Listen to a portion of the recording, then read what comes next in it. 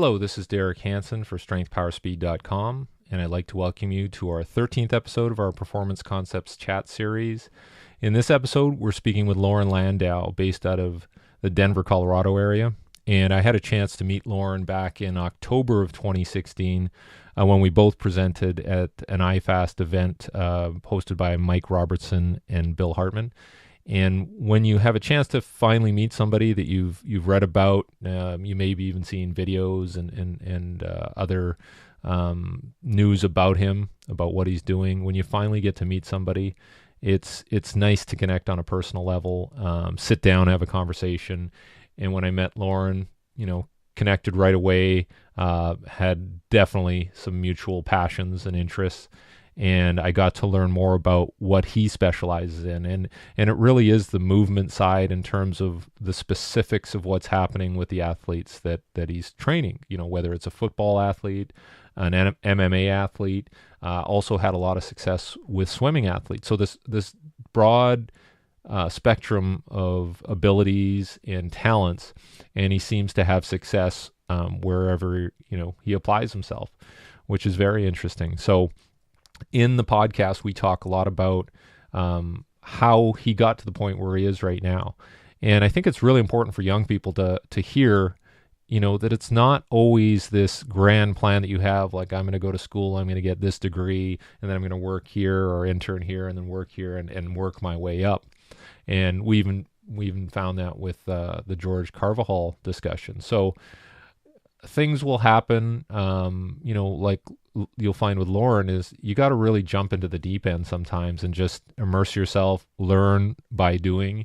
And I really got the sense that that's what he did, and that's what's made him into the person and the professional he is today. So great stories about how he moved up. And then when he deals with specific scenarios, whether it's training athletes for the combine, or working with them in the off season or in season as it relates to football, some very interesting comments that he had about how he handles each individual situation. So lots to learn from Coach Landow, and I think you're really going to enjoy just some of the detailed conversations we had, and it'll add value, I think, to anyone in the performance field or the physical preparation field. So please enjoy our podcast discussion with Loren Landow. Loren Landow, great to get a hold of you. I know you're, again, one of the busiest guys I know. I think I've had an opportunity to get to know you over the last year, and, I admire what you do. I like what you present on. I love talking to you. So it's natural for me to get you on the podcast, and let's talk about what you do. Now, I when I talk about you, I tell people about a fellow who seems to have figured things out. And I know it's nice to hear that from the outside, because I know, we're going, geez, I'm trying to figure stuff out every day. But in terms of your practice, your methodology, I'm very impressed with what you do. But also, you seem to have gained the trust of athletes, put together a very sound business model from what I see. And I was just out at your facility a couple of weeks ago, and I was very impressed with what you're doing. So how have you arrived at all of this? What have you done through your career? And we're talking to people out there who may be in a situation where, well, what do I do? Do I work for a college? Do I go private? Do I try to make it to the pros? Do I just become a personal trainer? What can you tell us about your path? Sure. Thank you for all the kind words, and likewise, everything. When I heard you present for the first time, and I saw the information you were putting out online, and I was like, okay, I got to find out more about this guy. And I finally got the chance at Mike Robertson's clinic to hear you. And man, likewise, I love, the passion at which you speak about, the methods at which you use, and the critical thinking that you bring to the table is exactly what this industry needs. So thank you first and foremost on that. Thank you. I'd say for me, as far as the business and the methodology and the development of everything, it's going to sound like a cliche answer, but it was by, the school of hard knocks. A lot of mistakes were made in the process, a lot of not knowing what I didn't know. That has kind of led me to where I'm at now. And I finally feel as though I hope I'm figuring some things out. Probably tomorrow I'll be thinking differently, but it's been failures that I've learned from, and hopefully haven't made the same mistake twice too often that has led me to where I'm at now. Now, as for my kind of path down here, I've been in the industry now coaching well over 22 years, and I started coming out of college. It was an exercise physiology degree, minor in nutrition, and the last thing I wanted to do 22 years ago was come out of my college degree and go be a personal trainer. I was like, well, could I have maybe skip the college thing and gone that route without it? And so I was hell bent on either going into physical therapy school, PA school. But what I ultimately did is I went into cardiac rehab. My internship was in cardiac rehab. And after going through that, I actually got hired on as a cardiac and pulmonary technician. And Wow. it worked in that field. And here's the beautiful thing I'll say about my path. There is not one part of my path that I was like, I wish I didn't do that. Because everything that has led me to where I am now plays a part. With my time in cardiac and pulmonary rehab allows me to really go through a situation that might occur with an athlete and go through my drop down menu of, is this serious? Is this not serious? If this isn't serious, how do I manage the situation? If it is serious, how do I manage the situation? So every step I've taken allows me to best manage my practice today. From the cardiac pulmonary side, it was a tough one for me. Here I was motivated. I was working out. I was so entrenched into the weight room and training and physical preparation. And working with these people, they weren't motivated. Like their life was truly on the line to get better, and they didn't want to change their diet. They didn't want to stop smoking. They didn't want to stop drinking. And that wore on me significantly. And I would say within about 3 to 4 months of that, I said, I can't do this. And so I decided I'm going to go this personal training route. And I started going into just the high-end athletic clubs. And, here's my resume. And luckily, I got hired on. And I just started working with general pops and got my hands on some high school athletes. And my methods were very bodybuilder dominant at the time. And so, everybody was, it was a hypertrophy game for me, regardless of what your sport was. I didn't really have a real good understanding back in the day of what this whole transfer thing meant. I just figured big muscles move faster, look better, whatever. About a year into doing that, I ran into a gentleman. Again, we're talking 20 plus years ago, and probably like you, I ran into a gentleman who was doing what was more performance enhancement work. Ultimately, what he was a track coach who was working with athletes of multiple sports and teaching them how to move. And I remember seeing him going, I want to do that. I went and spent countless hours with him, the whole volunteering side, up early with him, going through sessions with him and his athletes. And on many occasions, hey, I'm not going to make it in today. Can you run the workout for the guys? And so I started to get I was in a unique place where, guys like Jerome Bettis, at the height of his career, I'm working with, and I have no really background to be working with him at the time. I was just implementing somebody's programming. And so I got to the point where I spent a lot of time around this gentleman, and I looked at it from two sides. He was magnificent in how he connected with people. He was magnificent. What I recognized over time is that maybe from a biomechanical aspect, he really didn't know the ins and outs as well as I thought at the time. But he was a fantastic communicator. The other thing I saw was, from a business model standpoint, he was late often, and he would no-show quite a bit. And I just started shaking my head. I was like, oh my gosh, like the key to this industry, you have to be able to communicate. You have to have sound teaching techniques and teaching abilities. And then, my God, you've got to be stinking consistent beyond belief, because I could see the frustration building and building and building on the athletes. And so right there, I started thinking of how I would triangulate a business model. And it was really that, the ability to connect, the ability to have sound scientific principles, and the ability to be consistent in me as a business and what I'm giving to them. So from there, I really just started building and grooving my craft. I got certified in a manual soft tissue technique because I wanted to know more and more about biomechanics. I wanted to know more about the body. And I felt being able to get my hands on people may tell me a little bit more about their story in front of me, watching them move. Went through that. It was a year-long process, and I started blending that into my practice. From there, the kind of the spread of velocity started, the velocity franchises, and I was called by Lauren Seagrave. We're moving into the Denver area. You're kind of our only competitor. If you like our business model, would you like to join us or not? And I looked into their business model, got to know Lauren Seagrave, and I said, you know what, this is something I want to do. And I went that route and spent a lot of time with Lauren and all the great coaches in the velocity model. And really, I think I heard Nick Winkelman talk about it at his time at Exos and API. He said, when you're in a facility like that, you learn coaching in dog years. You're getting saturated with so many athletes at so many levels of development that you're just learning is on hyperdrive. And so during that time is really, blending what I was doing at the athletic club with my kind of first mentor, and then what I did at Velocity, it really kind of got me into, this is really this holistic approach of what we call performance training. And then it's been an evolution from there. Unfortunate situation, the velocity system in many franchises, it took a little bit of a downturn. I kind of saw the writing on the wall, and I created a great relationship with an orthopedic practice. And I said, you know what? I said, moving forward, I think what's going to be a game changer in our industry, and I still believe this, is if you can combine the medical to the performance. If you can bridge that gap that not many people can do well, my goodness, you're going to have a business model that will flourish forever.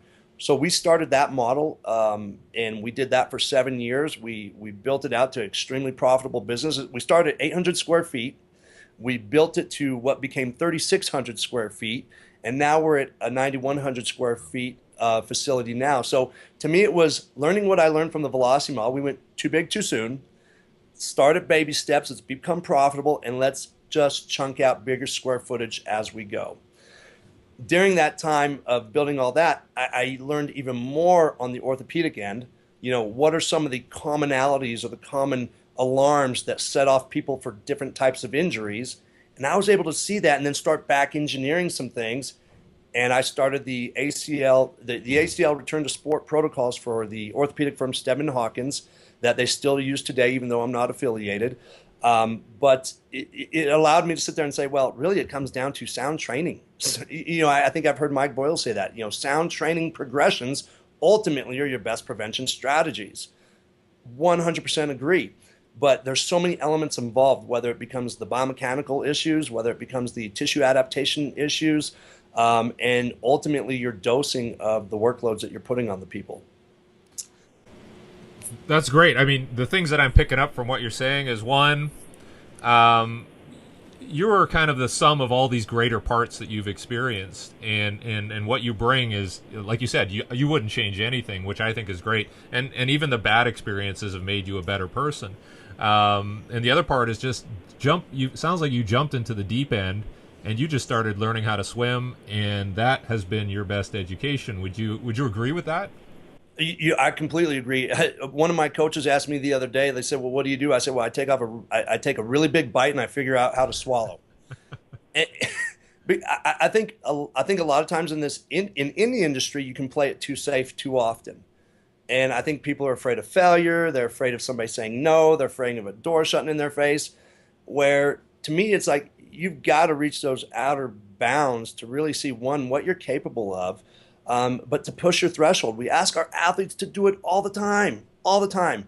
And we must follow the same kind of direction that we're asking them to do. Yeah, definitely. And I know that you are known for a lot of different things. Like, I just want to focus on the football first, but you do some combine training. You've produced some great athletes, or refined what they already have and made them into great athletes. And you work with teams in season, out of season, or players in season, out of season. What would you say? I know we've heard your background. What would you say differentiates what you deliver? Ooh. You know what?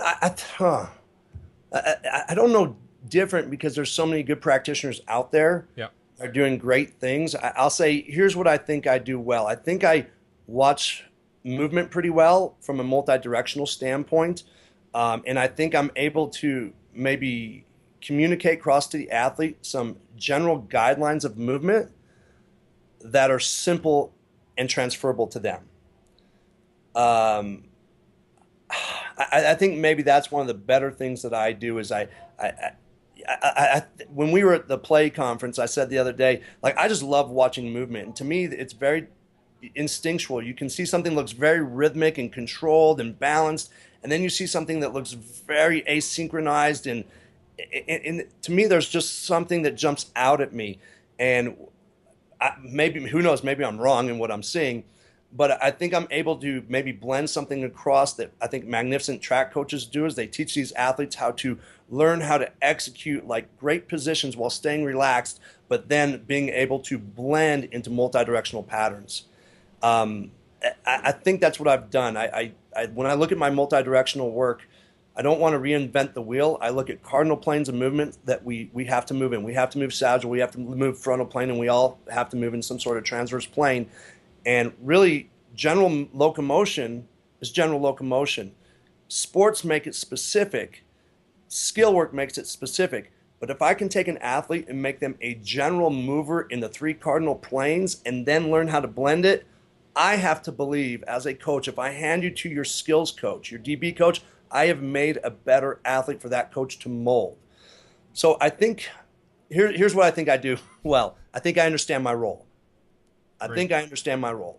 Great. And I'm sure you're like me when you're watching a football game on TV or live, you're not watching the ball. You're watching what's going on, and if somebody gets injured, you're backing up the film to see what was the precursor that led to that, right? Yeah, oh, exactly. I remember they actually had it freeze frame. There was an Achilles tear on the Vikings last year of a Chargers player. And you could, they did in slow-mo, and you just see him take this plant, and you see the turf kind of give a little bit, and you just see this ripple effect up the Achilles. And I just sat there, and I was fixated on it. Because to me, it's like, could that have been prevented? Maybe, maybe not. But I'm just intrigued by, the movement and the strike point and, where the direction of force was when something like that happened. And you try to back engineer and say, well, if that cut was a little bit different, could it have been a different outcome? Who knows? Yeah, no, you're right. I mean, that tells me you're always trying to find ways to improve, which is really cool. Now, if we talk about combine prep, I know that one of your athletes, Christian McKeefery, did great at the combine. What is your focus when you get these guys who are coming from a college setting, and you have what I would say is a pretty short timeline to get them ready to perform at their best at these tests? What are you doing? Well, it is a unique timeline. It's anywhere between 8 to 12 weeks that are broken up typically by bowl games. Oh, by the way, you haven't played a football game in maybe 3 weeks or maybe 12 weeks and go play a football game, but you're going to practice a full week before. So, number one thing, these guys are almost all coming up with some sort of injury, whether it's an acute or chronic thing from the season. So you not only have to get them healthy, but you also have to say, hey, in this 8 to 10 weeks, I need to get you healthy, and I need to get you your fastest and most explosive in the short amount of time. So there's a very little window to gain buy-in. It's got to be pretty rapid. The first thing I do day one, and you've probably heard me say this, but I pull a stopwatch out. I have to provide context of what I'm trying to get with these guys. And I give my stopwatch to a skill guy, DB or a wideout, and I have them hit start and stop on the watch as fast as they can. It always comes out to 0.2 of a second. I said the amount of time it took you to hit that watch 2 times is the difference between you as a wide receiver running a 4.65 versus you running a 4.45. Wow. And I think right there, I think it forces a buy-in. Because now all these little things I'm telling you, there maybe is a bigger reason or a trickle down that maybe influences that time, either positively or negatively. So I put context to them first, and now I just put the accountability now on them to listen. So that's one of the first things I do. And then I think I used to be so stupid with my combine prep approach. I tried to follow this traditional periodization model. Well, you don't have any time for this anatomical adaptation phase. It's like, no, these guys have been grinding in more of an endurance kind of life for the last 4 years. I'm going to whittle everything back down as far as the volume of work, but guess what? We're going at a pretty good clip at everything we do. And the cool thing is like the first week or two, the guys aren't doing much workload at all, but the amount of soreness they walk away with after week one, they're like, oh my God. I'm like, yeah, pretty cool. When you get high contractile velocities, that tissue gets challenged at a different rate than it normally does when you're grinding at the 75, 80% tempos that a lot of these kids are accustomed to. So I think I dial things back to the high-low methods, and my high-low days, my high days are my linear days, and my low days are my multi-directional, skill days that I'm teaching the drills of the combine, multi-directional stuff. I'm teaching stance steps. But the biggest thing I think we teach on those low days is we teach them how to control body position. Going back to what I said earlier, I think athletes, I've heard a lot of coaches. I know Charlie at one point I heard in a lecture wasn't a proponent of multi-directional work as a training tool. It was like, hey, they get their skill work done at practice, and if you take care of the linear qualities, then these multi-directional qualities will, you get the elasticity, you get all these great properties of the tissue. But I look back as everything we do, Derek, is a skill. And a skill has to be worked and refined. And we can sit there and talk about the specifics of the skill that they play, no doubt. But I also think there are some attributes to implementing multidirectional patterning from a tissue tolerance capability. The neuromuscular system has to learn to be able to decelerate at these positions and then reaccelerate out of these positions, in my opinion. So when these kids come into me playing 4 years of college ball and getting all the skill work they want, they cut off the wrong legs. They come out with the inappropriate mechanics to get out of that cut. They don't have awareness of where their foot position should be relative to their center of mass. There's so many things that they inherently don't do well that I do feel it's my duty to teach them. Now, I tell them on day one as well, even though these drills are closed, the 5-10-5, the L, whatever we want to talk about, hell, even their position work at the combine is closed. They know the drill going in. They may have some reactive components to it, but for the most part, they're closed drills. I said, even though these drills are closed and they seem like they don't have any transfer to your sport or your position, let me tell you this. This is going to give me, as a coach, a good opportunity to teach you how to control your person. Not only that, but look at it this way. I see kids do this all the time at the combine, and I know you've seen it as well. A kid will go out and run a great 5-10-5 times and L drill times. They've got their dance step done. You see the same kid go out and perform their position work, and they're out of position left and right.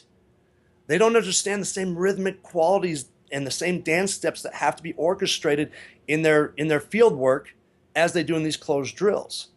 To me, that's a failure on my part if I haven't communicated to them these practices on these closed drills have direct transfer to an open drill. No doubt. It's the same qualities, the ability to decelerate, accelerate, be in the right position. So to me, that's what I ultimately have to teach is like you to learn how to move this body. And the way I look at it is the more efficient I am, the faster I'm going to be or the quicker I'm going to be, but the less internal joint stress I'm going to occur on the system. Yeah, particularly if they have to repeat that motion throughout a game, throughout training camp, throughout the season, right? So I totally agree. And I think the one thing that I've noticed in talking to people and working with people in the NFL is they get athletes from the college level, and this is not an opportunity for me to crap on college coaches, but I think there's a lot of movement deficiency that they see when they get to the pro level, and they're like, wow, you've just compensated with your talent alone, and you haven't refined your technique, and they have to start teaching people, or there's even position coaches who I think just worry more about the number of reps rather than the quality of individual reps too, and they're just trying to plow through reps, and hopefully the athlete gets it. Would you agree? Yeah.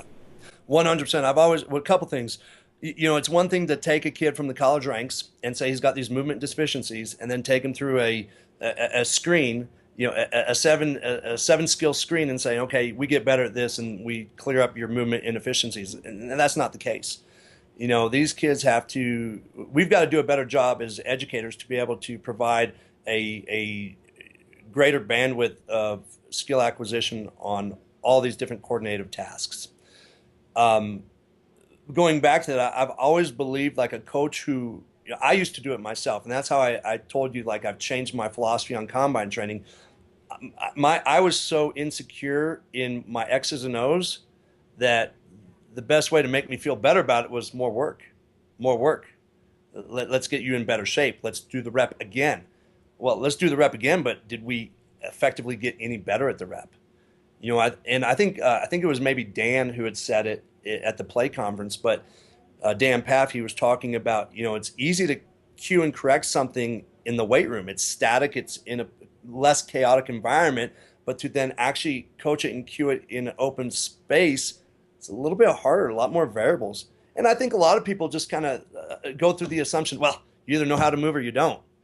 And to me, that's ridiculous. Oh, we can't change a motor skill. No, yes, we can. We can create a better one, no doubt. So I do think that a lot of coaches put the volume on the kids to suffice maybe what they're unable to get across at times.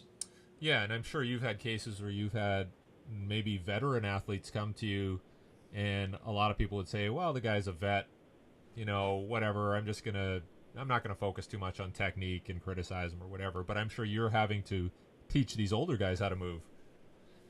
You know what? If it jumps out at me and it's a red flag, I get plenty of athletes come in that are like Pro Bowl caliber, and I'm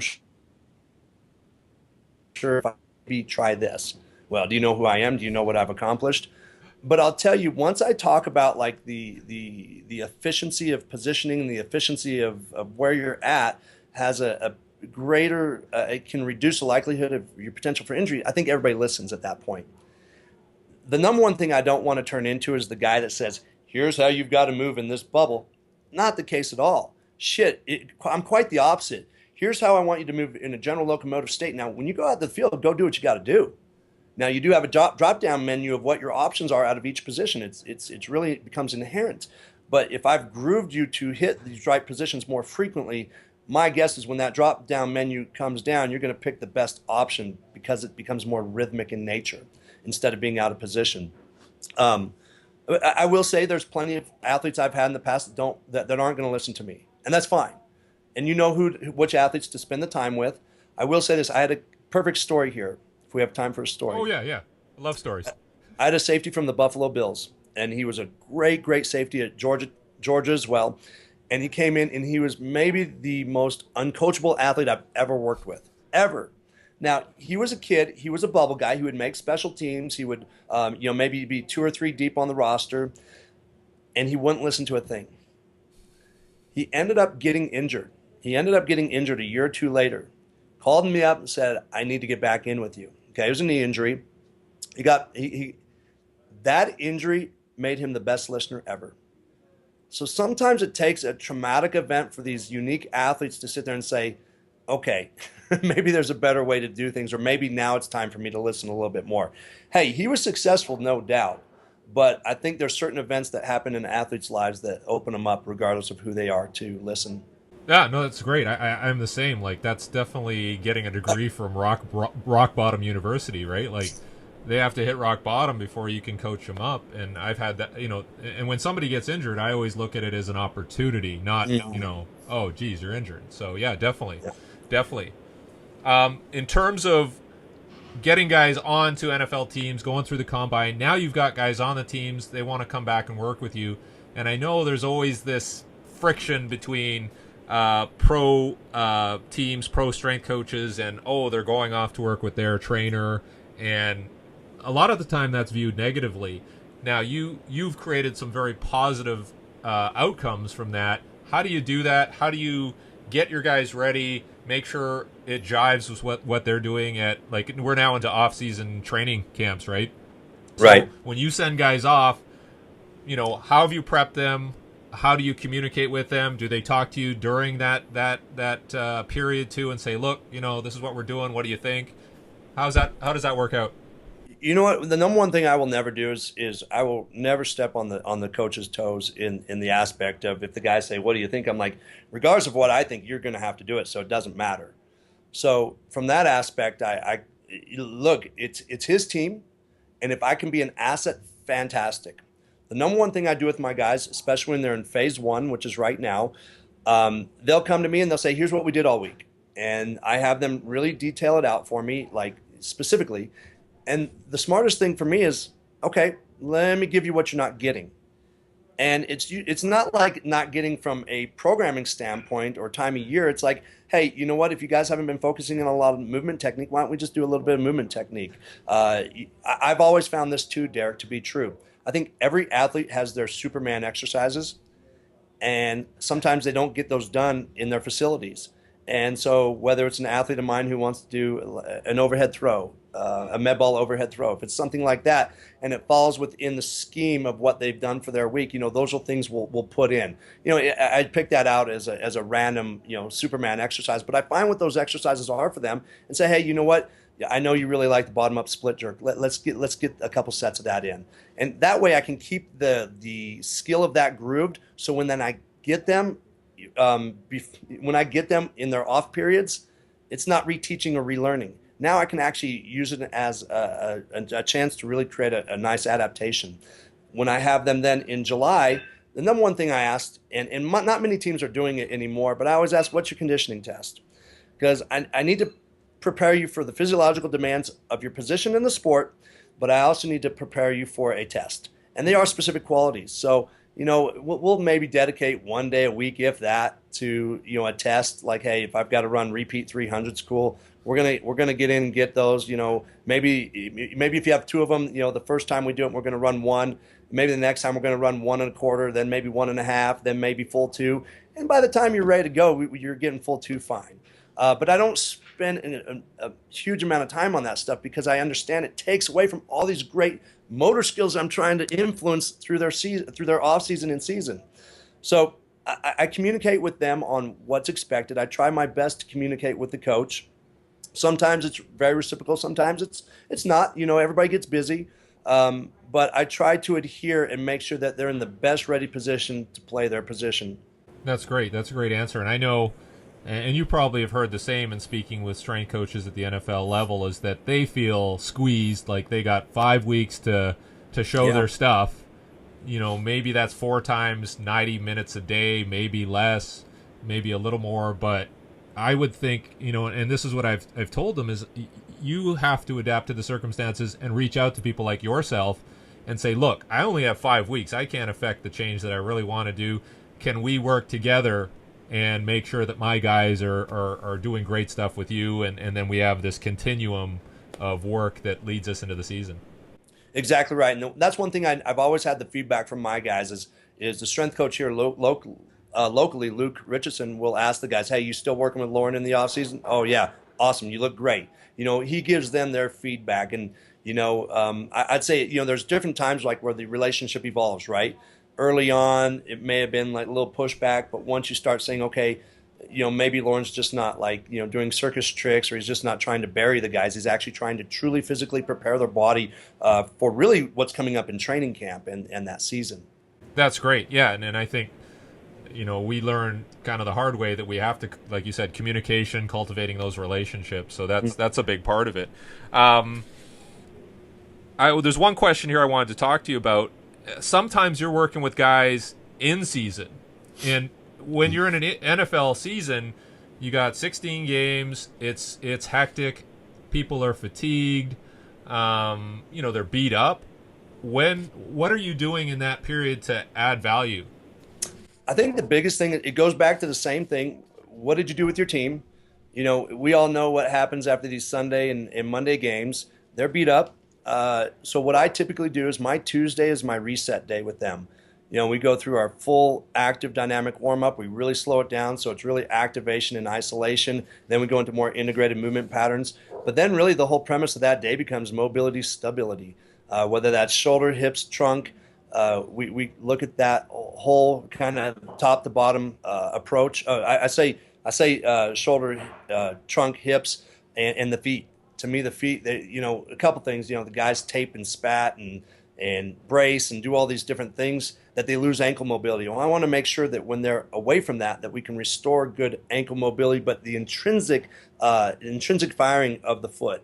A lot of times when you get those tape jobs, we're losing a lot of that intrinsic firing. We need to make sure that we re-upload that away from the game and from their play. Look, hey, you got to do that stuff. You're going to do it. So let's make sure away from it, same thing, away from it, let's make sure we're working on the functionality of what that foot's job is and that ankle mobility. And we typically do that on Tuesday if it's a Sunday game. What we'll also do is we'll do a potentiation day on either Friday or Saturday. It matters on where we're at. The guys have a pretty light day, and those are the days we'll do something. It may be, a low percentage on, or it may be more of a strength speed or speed strength effort on their cleans. med ball throws. It may be just some easy get-offs on the run rocket, different things like that, just to stimulate a little bit of that neural activation. And then we shut them down. I mean, massive, massive rest. So we have a stability mobility day, and then we have a potentiation day. And the guys love it. It's kind of cool. The guys say that, a couple of, I've got a decent amount of players that come in and do that, and they say, this is my routine. This is my routine. And I think, too, it's hard in a team setting when you have 53 guys to give that guy his thing that he needs, the Superman exercise.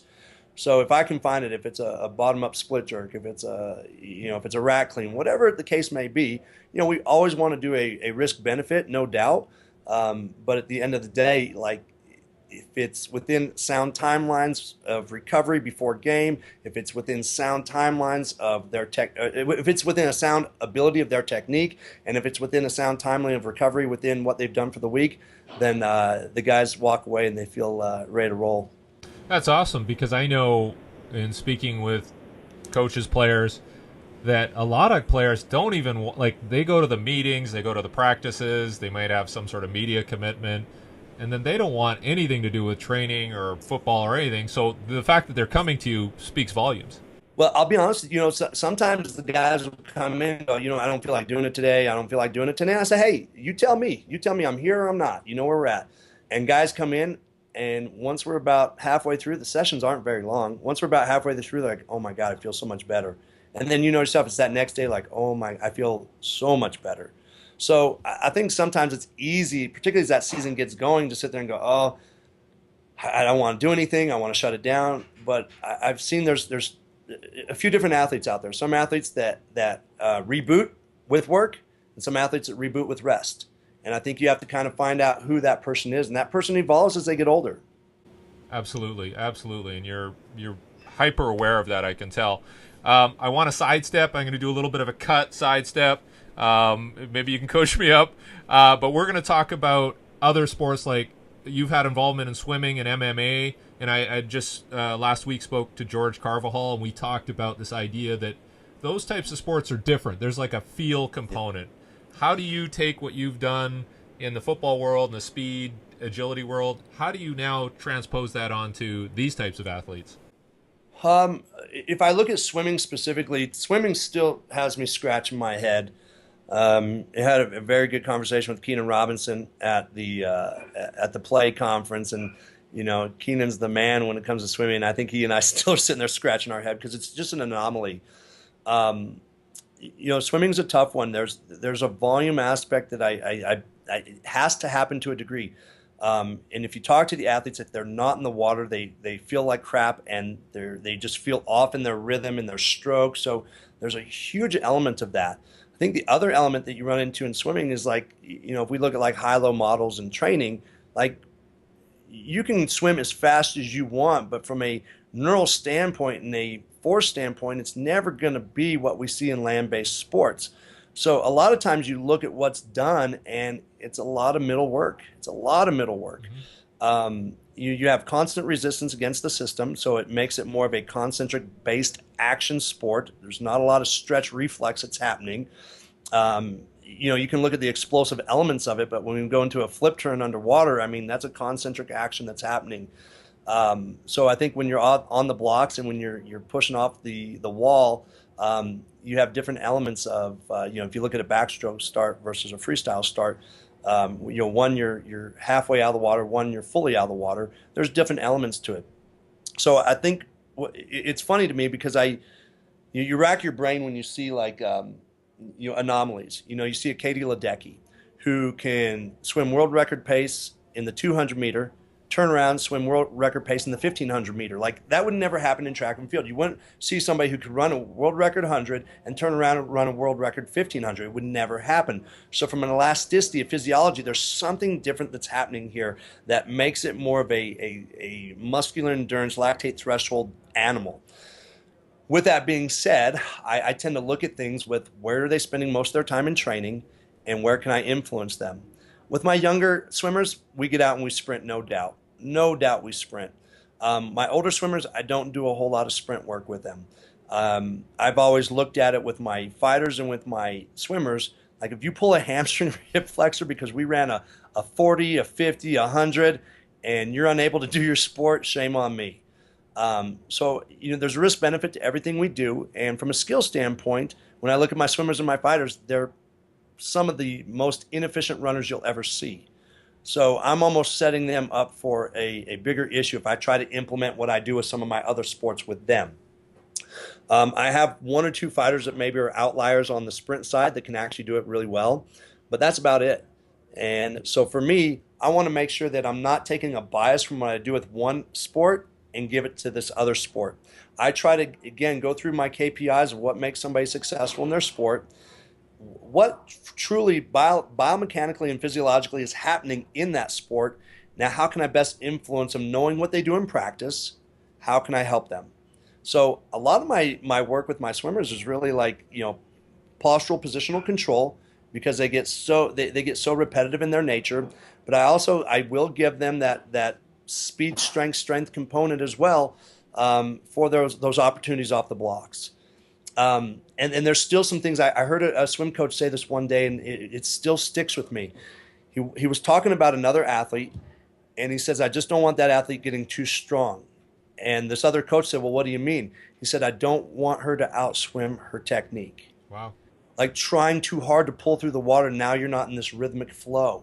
So that's where I think all the time coaches think bigger, faster, stronger equals better performance. But I think in a lot of times we're blinded by that. We just figure, got stronger, going to be better. Well, you and I have both seen people have better power clean numbers and the vertical jump goes down. We've both seen people, add mass to their frame, and now they're not as quick off the edge. We've all seen that. Where's the tipping point?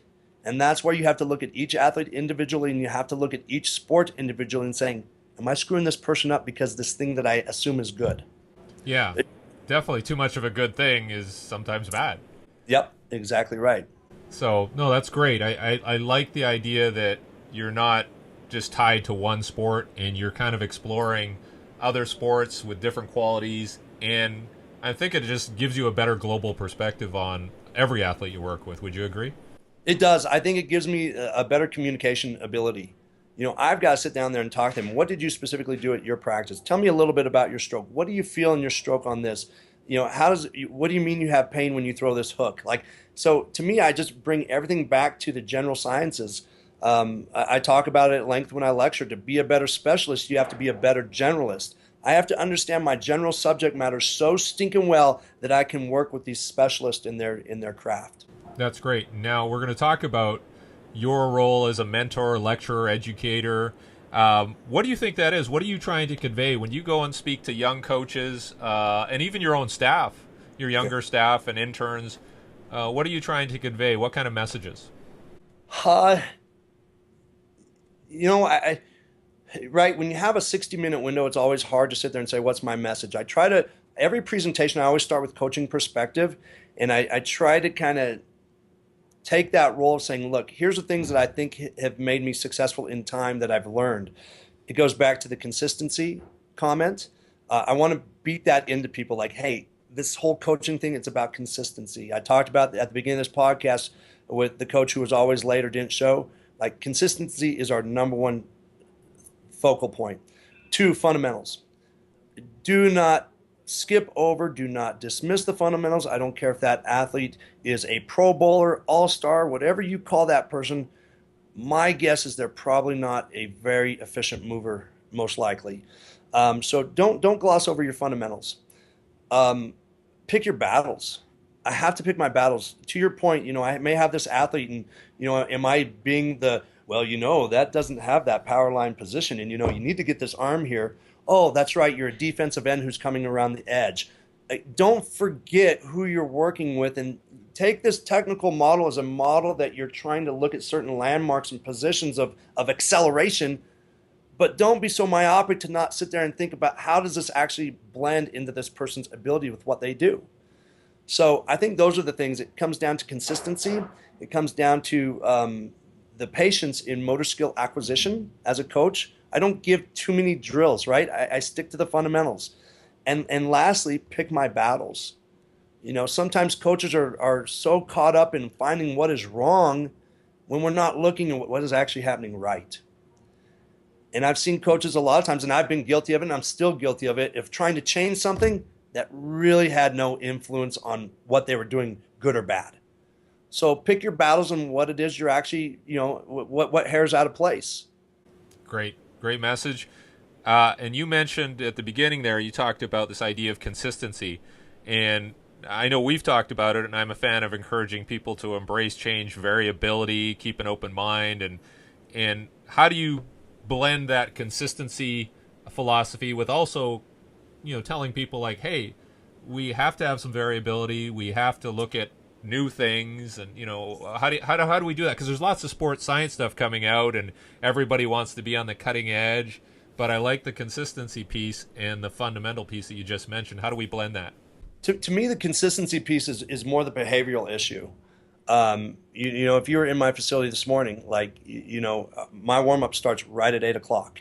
When I'm cueing, my cues, not to sound mundane, that they're very similar all the time, because I know it takes a while for the athlete to actually hear it. So consistency on that point is really trying to create a behavioral thing.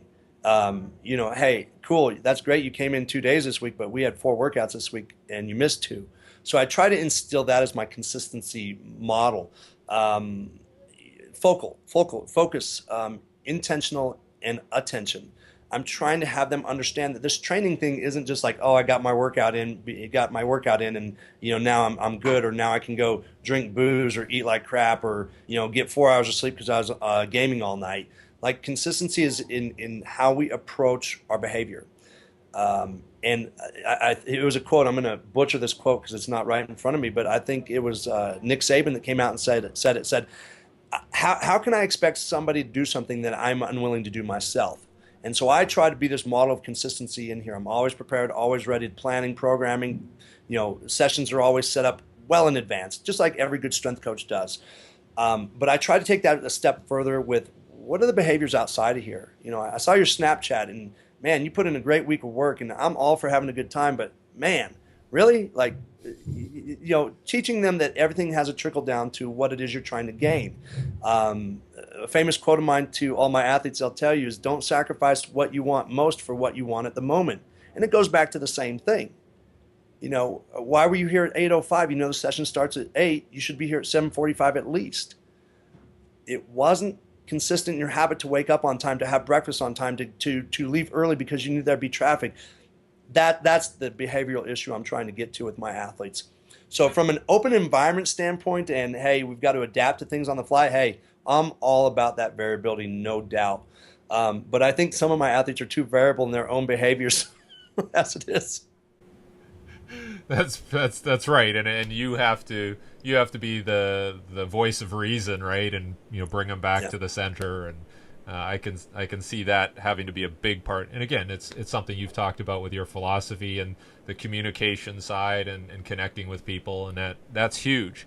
Now, you talked about how things have grown for you. Now you have 9,000 square feet. Like, what's next for you? What's coming up for you? Are you gonna what vision do you have for where things go? And I know this is a tough question because we always want to deal with what's staring us straight in the face. But what do you have coming up that you want to let people know about? Because I know you got some really good stuff going on that maybe we don't want to tell people about. So no, you know what? I'm never one to sit there and say, here's my cards and let me keep them right here. Like, I'm very open with anything. My methods, wrong, right, indifferent. Like, hey, if you feel I'm wrong in this, hey, let's talk, let's challenge it.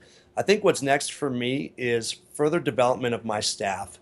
I have a great staff. I have a young staff, and so I need to have the staff that can critically think, that looks at this as a deep-rooted passion for them. I don't want to convince them of that. I want them to find it. But I think that's my next step, is really cultivating and making my staff better than they are already. And making myself better. I think that's the number one thing, is the self-discovery in this industry is key. I reach out to people all the time, ask them. You and I exchanged some emails just the other day. I ask other practitioners' viewpoints. Have you heard of this? Have you done this? I'm always reaching out to Coach Path. To me, it's I don't know what's next, but to me, it's the further evolution of me and my skills as a coach, and just trying to make less mistakes.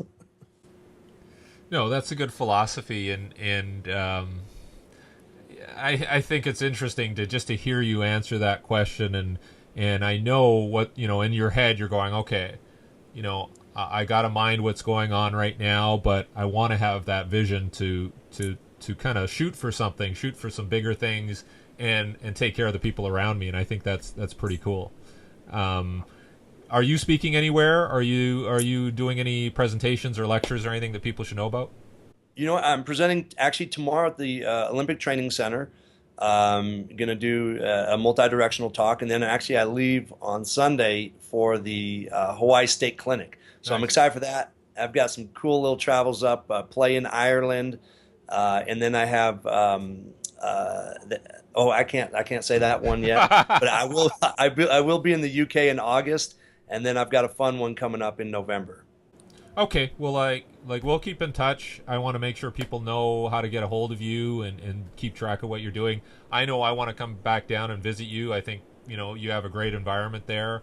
So that's something I want to keep in touch on. And, I just enjoyed speaking with you. I'm looking at the clock here. It's been over 50 minutes, and it's gone really quick because it's just great information, great exchange. So thank you very much for doing this. Derek, thank you for what you do in our industry, and I'm so glad I've been able to see your work and now really get to know you as a person and share ideas. I can't thank you enough. Well, likewise. I just think this is great, and I'll keep in touch, and at some point we'll do a follow-up and keep track of what you're doing. All right, my man. Appreciate it. Thank you, Loren. Some great information from Coach Loren Landow.